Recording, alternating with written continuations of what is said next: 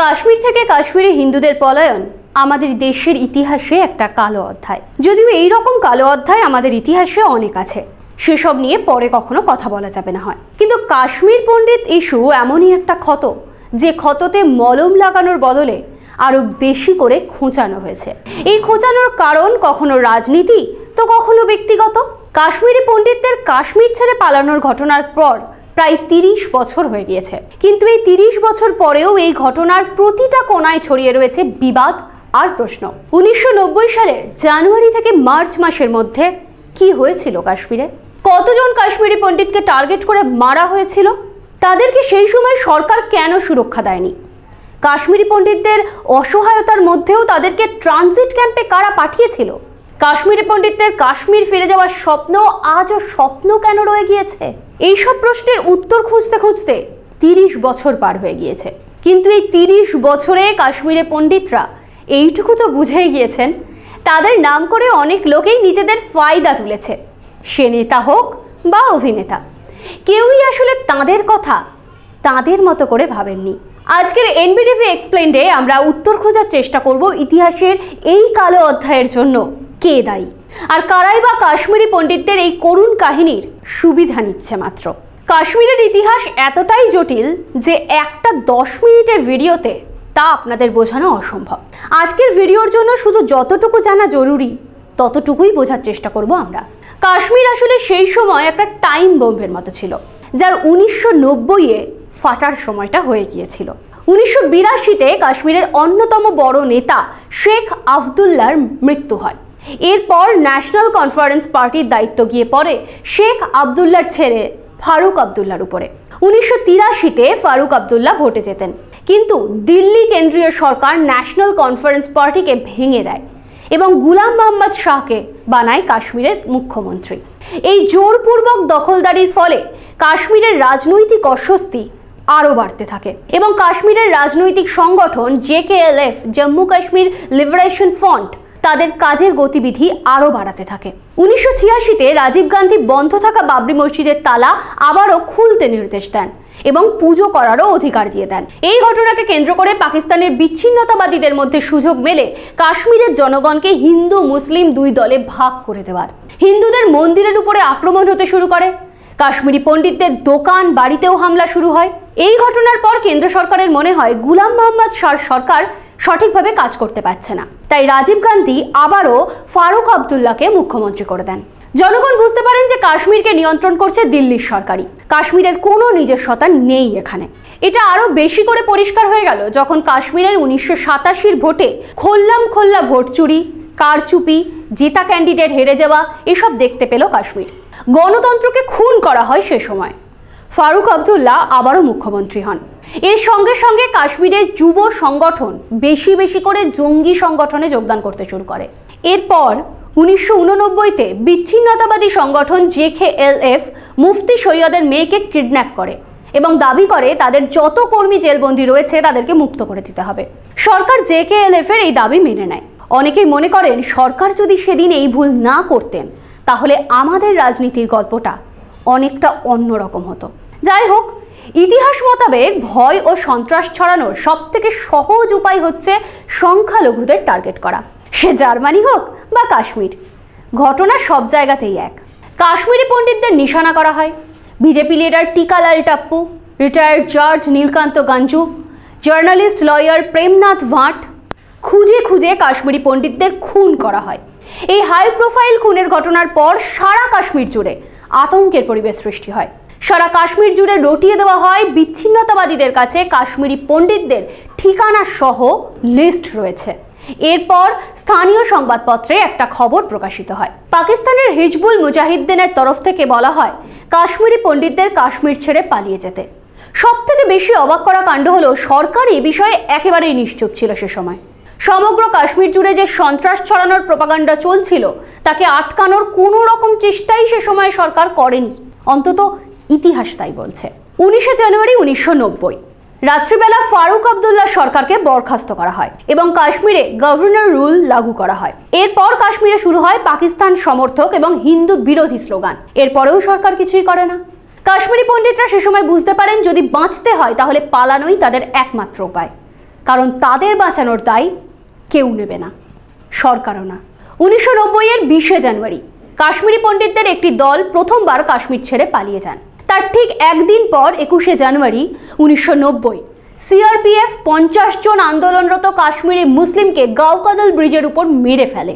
গাওকাদল ম্যাসাকারকে কাশ্মীরের লম্বা ইতিহাসের সবথেকে খারাপ ঘটনা বলে মনে করা হয়। এই ঘটনা প্রমাণ করে দেয় ওই সময় সরকার কতটা ক্লুলেস ছিল। জঙ্গিবাদ আর খুনের পরিমাণ বাড়ছিল।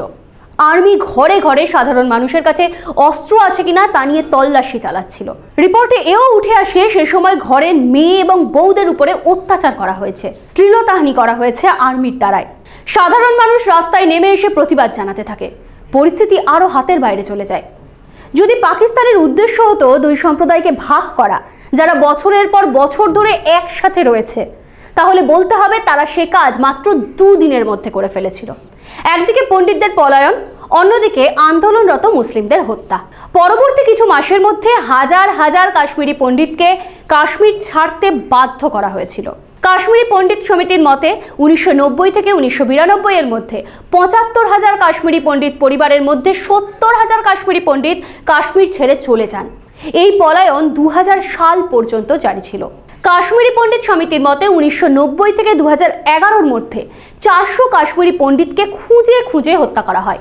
আচ্ছা, একটা প্রশ্ন, যদিও এই প্রশ্ন অনেক দিন থেকেই আছে, শুধু উত্তরটাই নেই, তবুও প্রশ্ন তো থেকেই যায়, কি হতো যদি কাশ্মীরি পণ্ডিতদের সঠিক সময়ে সে সময় নিরাপত্তাটা দেওয়া হতো?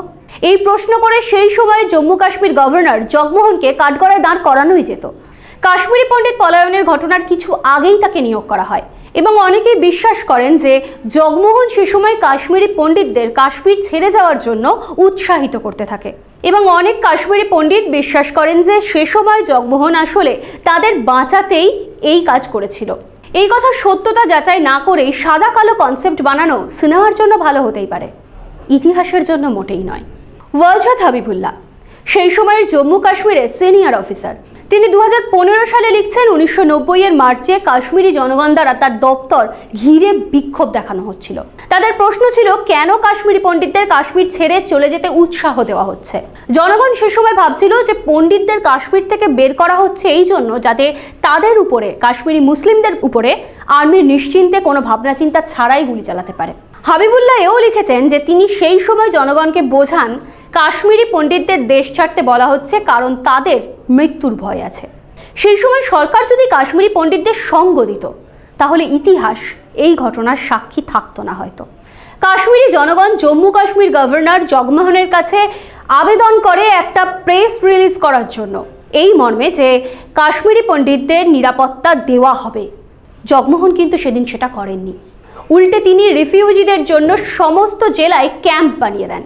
কাশ্মীরি পণ্ডিতদের তিনি বলেন নিরাপত্তা চাইলে ক্যাম্পে এসো, আর না হলে নিরাপত্তা মিলবে না। যারা সরকারি কর্মচারী ছিলেন তাদের বলা হয় অন্যত্র গিয়ে আশ্রয় নিতে পারে, সঠিক সময়ে তাদের মাইনে পৌঁছে যাবে। বিচ্ছিন্নতাবাদীদের সামনে সরকারের হয়তো এটা সব থেকে বড় আত্মসমর্পণ ছিল, কারণ সরকারের তরফ থেকে মানুষকে দেশ ছেড়ে যাওয়ার উপদেশ দেওয়া হয়। এই পলায়নের ঘটনা কেন ঘটতে দেওয়া হয়েছিল সে নিয়ে প্রশ্ন অনেক আছে, কিন্তু এই ঘটনার ফল যা হলো তা খুব পরিষ্কার। হিন্দু মুসলিম বিভাজনের রাজনীতিটা শুরু হয়ে গেল। কাশ্মীরি পণ্ডিতরা আসলে কোনোদিন ভাবতে পারেননি যে তারা আর কাশ্মীরে ফিরে আসতে পারবেন না। দিন যায়, মাস যায়, কাটে বছর, 32টা বছর। অনেক কিছু বদলায় এর মাঝে, বদলায় সরকার, বদলায় আইন, কিন্তু কাশ্মীরি পণ্ডিতদের দুঃখের দিনের কোনো পরিবর্তন হয় না। 5ই আগস্ট 2019 সরকার যখন কাশ্মীর থেকে 370 ধারা তুলে নেয় তখন সবচেয়ে বেশি খুশি হয়েছিলেন কাশ্মীরি পণ্ডিতরাই, কারণ তারা তখন ভেবেছিলেন এবার হয়তো কিছু ন্যায় বিচার পাওয়া যাবে। কিন্তু আখেরে ফল শূন্য। যে সকল কাশ্মীরি পণ্ডিতরা এখনও কাশ্মীরে রয়ে গিয়েছেন, বেঁচে রয়েছেন, তাদের অবস্থা খুবই খারাপ।